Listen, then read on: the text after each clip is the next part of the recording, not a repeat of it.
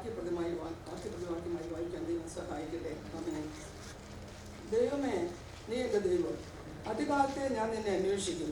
വെള്ളമില്ലാതെ ഉണങ്ങിവെട്ട ദേശത്ത് എൻ്റെ ഉള്ളം നിനക്കായി ദാഹിക്കുന്നു, എൻ്റെ ദേഹം നിനക്കായി കാംക്ഷിക്കുന്നു.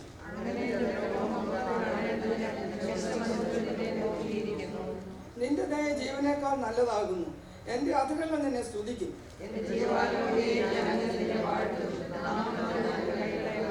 എൻ്റെ കിടക്കയിൽ നിന്നെ ഓർക്കുകയും ഞാൻ രാത്രിയാമങ്ങൾ നിന്നെ ധ്യാനിക്കുകയും ചെയ്യുമ്പോൾ എൻ്റെ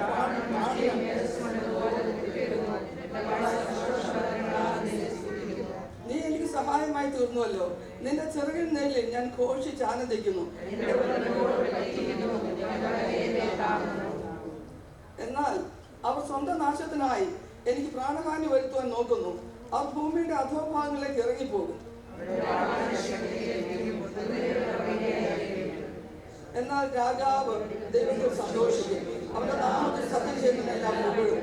എങ്കിലും മോശപരമായി അടഞ്ഞു പോകും. ദൈവനാമത്തിന് അങ്ങയോട് സ്തോത്രം ചെയ്യുന്നു. കടന്നു വന്നിരിക്കുന്ന എല്ലാ ദൈവത്തിന്റെ കുഞ്ഞുങ്ങളെയും യേശുക്രിസ്തുവിന്റെ നാമത്തിൽ ഞാൻ എൻ്റെ സ്നേഹവന്ദനം അറിയിക്കുന്നു. ദൈവത്തിന് സ്തോത്രം. ഹല്ലേലൂയ. ആമേൻ. ഹല്ലേലൂയ. ആമേൻ. സ്തോത്രം.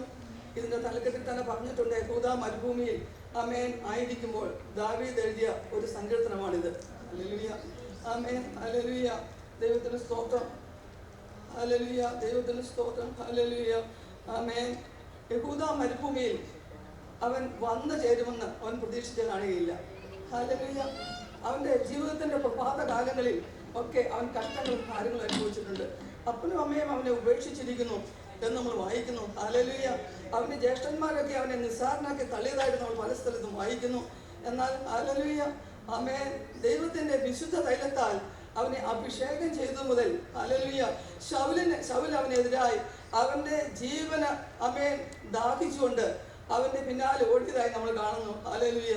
ആമേൻ. ഹല്ലേലൂയ. എന്നാൽ അവൻ ഇസ്രായേലിന്റെ രാജാസനത്തിൽ ദൈവം അവനെ ഇരുത്തി. ഹല്ലേലൂയ. അവൻ വിചാരിച്ചുകൊണ്ട് ഒരു പക്ഷേ എൻ്റെ കഷ്ടകാലമൊക്കെ കഴിഞ്ഞു, ഇനി വലിയ കുഴപ്പമൊന്നും ഇല്ല എന്ന് കരുതി അവൻ രാജ്യം ഭരിക്കുകയായിരുന്നു. എന്നാൽ ഓർക്കാപ്പുറത്തേറ്റ അടി പോലെ ഹല്ലേലൂയ തൻ്റെ മകനായ അബ്ശാലോം അവനെതിരായി തീർന്നു. ഹല്ലേലൂയ. അവൻ അബ്ശാലോം ആമേൻ അവൻ ശത്രുക്കളും ഒക്കെ അവനെ തുടർന്ന് പിടിക്കുമെന്ന് കണ്ടപ്പോൾ അവൻ കൊട്ടാരം വിട്ട് ഓടി. ഹല്ലേലൂയ. അവൻ നാം ഇങ്ങനെ വായിക്കുന്നു, അവൻ തല മൂടിയും ആമേൻ ചെരുപ്പിടാതെയും ഒലിവുമല കയറി അവൻ യഹൂദ മരുഭൂമിയിൽ വന്നെത്തി. ആമേൻ. യഹൂദ മരുഭൂമിയിലാണെങ്കിൽ കാണാൻ കൊള്ളാവുന്ന ഒന്നുമില്ല. ചുട്ടുപഴുത്ത മണൽത്തരികൾ മാറ്റം ചുറ്റും. ഹല്ലേലൂയ. വൃക്ഷത്തലപ്പുകൾ ഒന്നുമില്ല. ആമേൻ. പച്ചപ്പ് ഒന്നുമില്ല. കുടിക്കാൻ വെള്ളമില്ല. കഴിക്കാൻ ഭക്ഷണമില്ല. പട്ടുമെത്ത ഒന്നുമില്ല. ഹല്ലേലൂയ. കുറച്ച് നാളുകളായി അവൻ കൊട്ടാരത്തിൽ തന്നെ സുഖമായി ജീവിക്കുകയായിരുന്നു. ഹല്ലേലൂയ. എന്നാൽ ഹല്ലേലൂയ ഇപ്പോൾ ഇതൊന്നും കാണുവാനില്ല. ആമേൻ. സ്തോത്രം. ഹല്ലേലൂയ. എന്നാൽ ആമേൻ അവൻ അതിരാവിലെ എഴുന്നേറ്റു. ആമേൻ. സ്തോത്രം. കൊട്ടാരത്തിലായിരുന്നപ്പോഴും അവൻ പറയുമായിരുന്നു, ആമേൻ, ഞാൻ അതിരാവിലെ എഴുന്നേൽക്കും, വീണയും കിന്നരവുമായോടെ ഉണരുവീൻ, ഞാൻ അധികാലത്തെ എഴുന്നേൽക്കും, ഞാൻ കാലത്തും ഉച്ചയ്ക്കും വൈകുന്നേരത്തും ആമേൻ ദൈവത്തിന് സങ്കടം ബോധിപ്പിച്ച് കരയും. ഹല്ലേലൂയ. ആമേൻ. സ്തോത്രം ചെയ്യുന്നു. ഹല്ലേലൂയ. എന്നാൽ ഇവിടെ പ്രയാസമുള്ള സാഹചര്യത്തിൽ, പ്രശ്നങ്ങളുള്ള സാഹചര്യത്തിൽ ആമേൻ അവൻ അധികാലത്തെ എഴുന്നേറ്റു. എന്തിനാ? ആമേൻ ദൈവസന്നിധിയിൽ മുഴങ്കാലിൽ നിൽക്കുവാൻ. ആമേൻ അവൻ പറഞ്ഞു ദൈവത്തോട്, ദൈവമേ, നീ എൻ്റെ ദൈവം. ഹല്ലേലൂയ. ആ ചെറുപ്പകാലത്തിൽ കൂലിയുടെ താഴ്വരയിലൂടെ ഞാൻ കടന്നുപോയപ്പോഴും നീ എൻ്റെ ദൈവം. ഹല്ലേലൂയ. ആമേൻ. സ്തോത്രം. ഇപ്പോഴും നീ എൻ്റെ ദൈവം. കൊട്ടാരത്തിലാണെങ്കിലും നീ എൻ്റെ ദൈവം. പ്രയാസങ്ങളുടെ ഘട്ടത്തിലാണെങ്കിലും അല്ലെങ്കിൽ നീ എൻ്റെ ദൈവം. ഹല്ലേലൂയ. ആമേൻ. ദൈവജനങ്ങളെ നമ്മളാണെങ്കിൽ ആമേൻ ചിലപ്പോഴൊക്കെ കഷ്ടങ്ങളുടെ താഴ്വരയിൽ കൂടെ കടന്നു പോകുമ്പോൾ ആ പുറമുറുക്കാൻ സാധ്യതയുണ്ട്. ഓ, ഇത് എന്താ കർത്താവേ ഇങ്ങനെ? ആമേൻ, എന്നും ഇങ്ങനെയാണോ? ഇനിയും എനിക്ക് പ്രശ്നങ്ങളാണോ? ഇങ്ങനെയൊക്കെ ചോദിക്കാൻ സാധ്യതയുണ്ട്. എന്നാൽ ചുറ്റുപാടും ഹല്ലേലൂയ യാതൊന്നും കാണുവാനില്ലെങ്കിലും പ്രയാസമുള്ള സാഹചര്യത്തിലും ആമേൻ ദൈവത്തിന്റെ ഭക്തൻ ഹല്ലേലൂയ മുഴങ്കാൽമേൽ നിന്ന് ഇങ്ങനെ പറയുക, ദൈവമേ, നീ എൻ്റെ ദൈവം. അധികാലത്തെ ഞാൻ നിന്നെ അന്വേഷിക്കും. ആമേൻ. വെള്ളമില്ലാതെ ഉണങ്ങി വേണ്ട ദേശത്ത് എൻ്റെ വെള്ളം നിനക്കായി ദാഹിക്കുന്നു. ഹല്ലേലൂയ. നമ്മൾ വിചാരിക്കും ദാവീദിന് എന്താ പറ്റിയത്, എന്താ കുഴപ്പം? ആമേൻ. വെള്ളമില്ലാതെ ഉണങ്ങിയവരുടെ ദേശത്ത് ആമേൻ ഞാൻ വെള്ളത്തിനായി ദാഹിക്കുന്നു എന്നല്ലേ പറയേണ്ടത്? പക്ഷേ അവർ പറയുന്നത്, എൻ്റെ ദേഹം നിനക്കായി ദാഹിക്കുന്നു. ഹല്ലേലൂയ.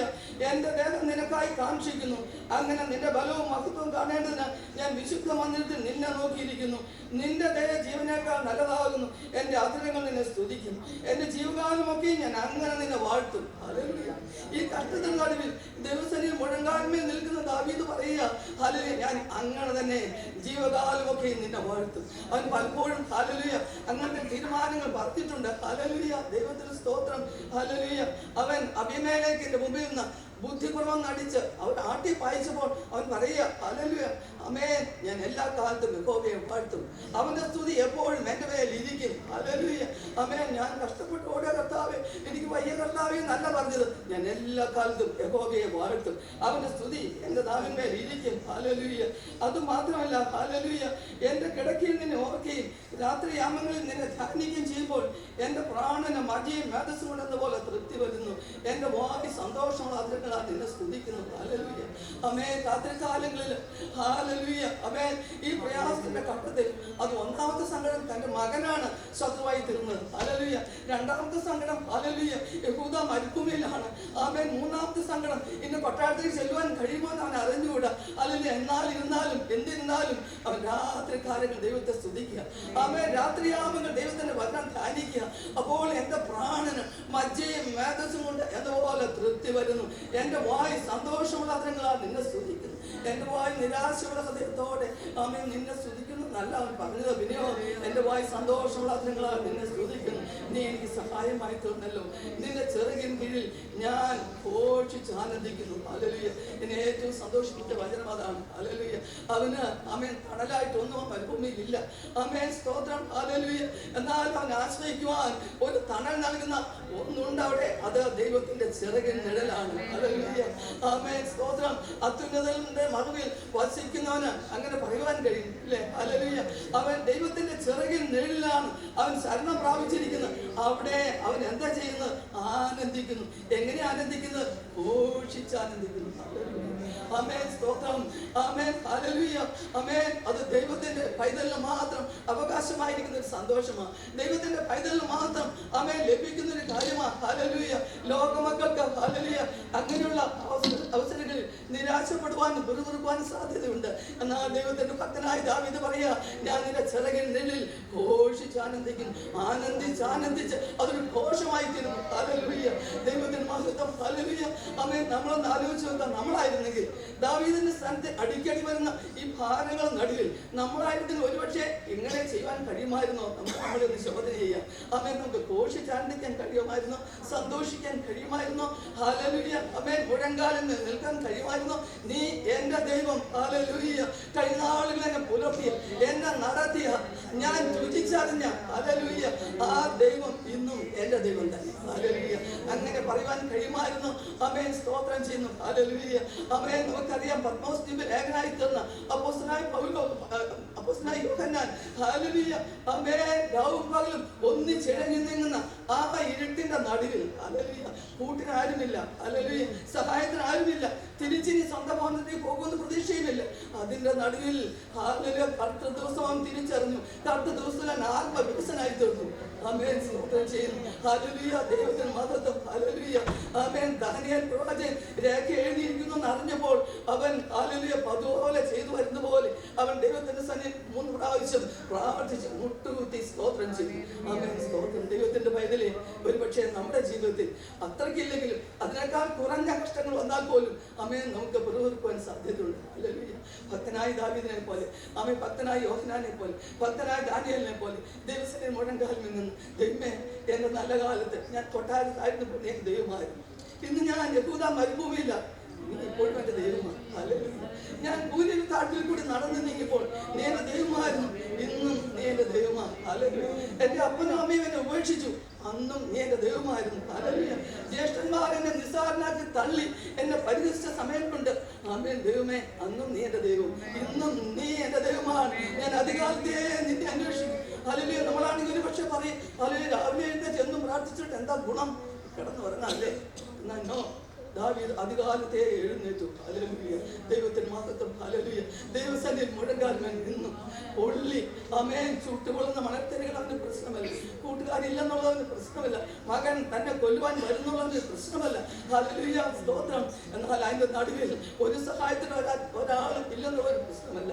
ഒരു സഹായം അവൻ എന്നും നടത്തിയ, ചെറുപ്രായം മുതൽ ഇന്നുവരെ നടത്തിയ ഒരു ദൈവം അവനോട് കൂടെയുണ്ട്. ഹല്ലേലൂയ. ആ ദൈവത്തെ ആരാധിപ്പാൻ, സ്തുതിപ്പാൻ അവൻ ദൈവസന്നിധിയിൽ മുഴങ്കാൽ നിൽക്കുന്നു. ദൈവത്തിന് മഹത്വം. ഹല്ലേലൂയ. ദൈവത്തിലെ ഹല്ലേലൂയ. എങ്ങനെയുള്ള സാഹചര്യങ്ങൾ നമ്മുടെ ജീവിതത്തിൽ വന്നാൽ ദൈവസന്നിധിയിൽ മുഴങ്കാൽ നിൽപ്പാൻ കർത്താവ് വളവറ്റ കൃപ നമുക്ക് എല്ലാവർക്കും കൽപ്പിച്ച് തരുമാറാകട്ടെ. അല്ലെങ്കിൽ അവനിൽ ആശ്രയിപ്പാൻ നീ എൻ്റെ ദൈവമെന്ന് പറയുക. അവൻ നിന്റെ ചിറകിൽ ഞാൻ ഘോഷിക്കുന്നു, നിന്റെ ചിറകിൽ ഞാൻ ആനന്ദിക്കുന്നു. ആനന്ദം രാത്രിയാൽ എൻ്റെ ഹൃദയം നിറയുന്നു, രാത്രികാലം ഞാൻ നിന്നെ ധ്യാനിക്കുന്നു എന്ന് പറയുവാനൊരു ദൈവകൃപ ദൈവത്തിൻ്റെ കുഞ്ഞുങ്ങളാൽ നമുക്ക് ആമേൻ ഉണ്ടാകാൻ ഇടയാകട്ടെ. ദൈവം അത് നമുക്ക് കൽപ്പിച്ച് തരുമാറാകട്ടെ. ദൈവങ്ങളിലേക്ക് നമ്മളെല്ലാവരും താഴ്ന്ന സമർപ്പിക്കാം. ഹല്ലേലൂയ, ആമേൻ, സ്തോത്രം, ഹല്ലേലൂയ. ദൈവത്തിൻ്റെ സഹായം, ദൈവത്തിൻ്റെ കാവല്, ദൈവത്തിൻ്റെ കൂട്ട് നമ്മളോട് ഉണ്ടാകുമാറാകട്ടെ. ഹല്ലേലൂയ. ദൈവകരങ്ങളിലേക്ക് താഴ്ത്തി സമർപ്പിക്കുന്നു. ഈ വചനങ്ങൾ ദൈവമായ കർത്താവ് നമ്മൾ ഇന്ന് പകൽക്കാലം അനുഗ്രഹിക്കുമാറാകട്ടെ.